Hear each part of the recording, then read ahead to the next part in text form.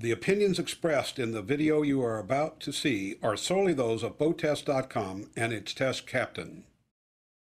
Today I'm on a brand new boat from Regal. This is the 42 Sport Coupe. And the team at Regal tell me that they built this boat with performance in mind, so I'm going to put it through a full performance evaluation.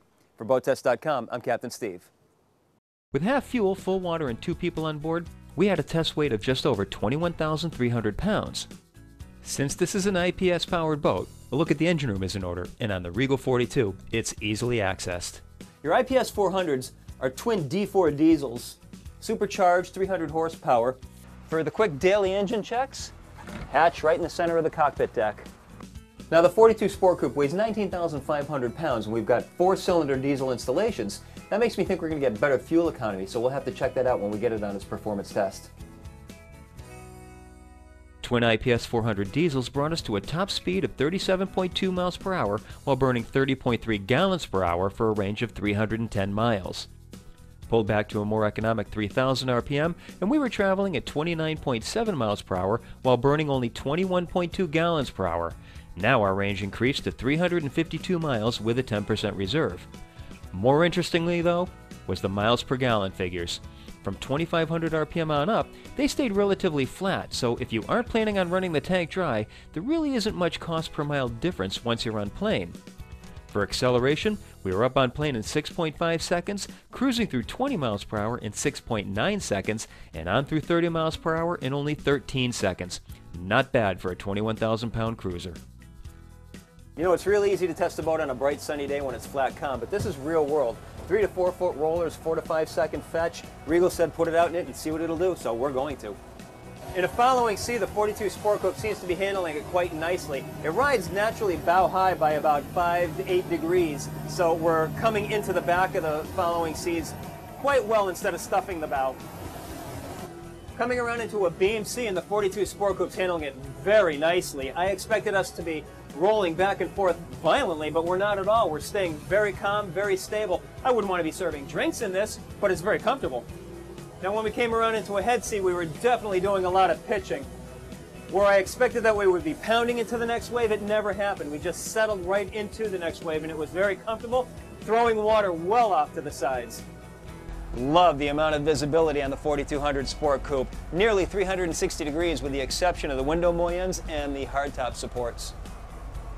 Regal has gone with a very uncluttered panel, and the way that they've done that is by having 2 multifunction gauges that are connected to the Volvo Penta EVC or electronic vessel control. Just by turning a little thumb knob, you can change the display to whatever you would like to have, giving you all the information that you need. Over on the starboard side, your digital throttle controls mounted on the horizontal. Right behind them, your trim tab controls, which I have found not to be necessary on this boat. Joystick control for your IPS pods, and electrical systems. Moving over to the port side, we've got a very comfortable settee. Great for sitting and enjoying the captain's company, or facing aft and lounging while watching the wake shrinking into the distance. There's a pedestal base for adding a table here, so you can even turn it into a small dining area. Moving back to the starboard side, aft of the helm, we start with a drop-down flat screen TV, stainless steel sink, and to the right of that, a Kenyan electric stove. Now, you might be thinking an electric stove right underneath the TV, but it is a smoke-free stove. Refrigerator, ice maker. There's access to the cockpit deck from both port and starboard, but when you have a lot of people on board and you need more seating, you can put in the filler seats right here, and now you can accommodate everyone. The aft cockpit has wraparound seating, also reversible, to turn into a chaise lounge for the sun pad. And notice that it has 2 positions. By flipping a small toggle, you can restrict how far back the seat goes and make it a little more comfortable. Just underneath this side panel, battery switches and main circuit breakers. And as a parent, I can really appreciate the easy access to life jackets. The swim platform is very roomy with pop-up cleats in the corners that are great for when you want to crisscross your lines. You're not creating a tripping hazard. Boarding ladder right in the center. On the left-hand side, you've got a hose connection for the city water, plus a retractable shower. Over to the starboard side, your shore power connections that are also on retractable reels. Looking at the features of the bow, we start with a remote control guest spotlight. In the center hatch, dual gas assist struts will hold the hatch up.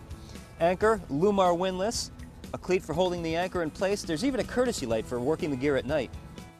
Now, as we move back a little bit, we've got double wide sun lounge, and by lifting up the back, it easily converts into chaise lounge.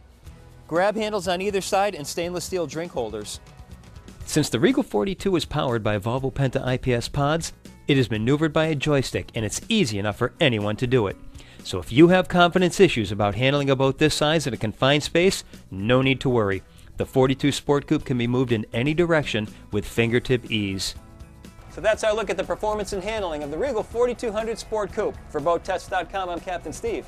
We'll see you on the water.